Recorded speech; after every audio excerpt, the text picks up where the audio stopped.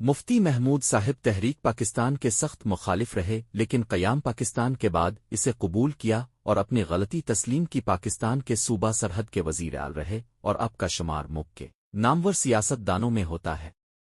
اب جمعیت علماء اسلام کے قائد اور مولانا فضل الرحمان صاحب کے والد ہیں۔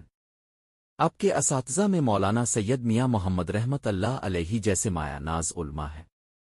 وہ انڈین نیشنل کانگریس کے سرگرم رکن تھے، لیکن بعد میں مسلمانوں کی اپنی جماعت جمعیت علماء اسلام میں شمولیت اختیار کی اور سال 1940 میں ہندوستان کی آزادی کی تحریک میں شامل رہے۔ برصغیر پاک و ہند کے دوسرے مسلمان سرکردہ لیڈروں کی طرح انہوں نے بھی پاکستان کے قیام کی نظریاتی بنیادوں پر مخالفت کی، لیکن پاکستان بن جانے کے بعد انہوں نے اپنی توانائیاں پاکستان کے لیے وقف کر دیں۔